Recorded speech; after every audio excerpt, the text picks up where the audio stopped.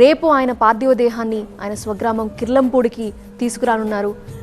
ఆయన మృతి వార్త వినగానే పలువురు ఆయన గురించి గుర్తు చేసుకుంటూ ఉన్నారు. ఆయనతో కలిసి పనిచేసిన వారు ఆయనతో ఉన్న అనుబంధాన్ని గుర్తు చేసుకుంటూ ఉన్నారు.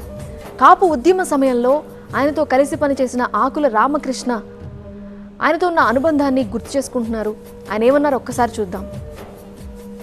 అట్లా అనేక తనదైన ముద్ర ఎప్పుడు కూడా ఉద్యమాలు చేసిన వ్యక్తి, ఒక పోరాట యోధుడు, నీతి నిజాయితీ రాజకీయాలు చేసిన వ్యక్తి.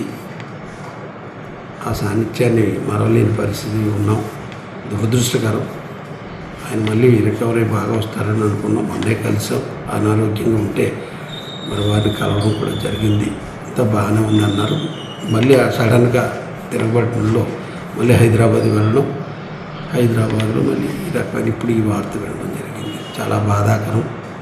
ఇప్పుడు ఈ రాజకీయాల్లో ఈ రకంగా ఒక విలువలతో కూడిన రాజకీయం చేసిన వ్యక్తి కానీ, ఒక ఉద్యమ స్ఫూర్తి రగిలించిన వ్యక్తి కానీ అరుదుగా ఉంటాం. కానీ ఆ కోవకు చెందిన వ్యక్తి ముద్రగడ పద్మనాభం గారు. ఎందుకంటే ఒక నిర్ణయం తీసుకుంటే తన రాజకీయ జీవితం నష్టపోతున్నా కూడా ఆ నిర్ణయాన్ని వెనక్కి తీసుకోలేని వ్యక్తి. ఎందుకంటే ఒక మాట అన్నామంటే దానికి కట్టుబడిన వ్యక్తి అతనే. కాబట్టి అనేక వ్యక్తిలో మరి అనేక కోణాలు ఉంటాయి. కానీ ఆయన్ని మాత్రం మేము చూసేదల్లా ఉద్యమ నాయకుడిగా, ఒక నిజాయితీగా, రాజకీయాల్లో విలువలతో కూడిన వ్యక్తి, పోరాట నాయకుడు అని చెప్పేసి మరి ఆయన ఎప్పుడు కూడా అనుకుంటానే ఉంటాం. అటువంటి వ్యక్తి ఈ రకంగా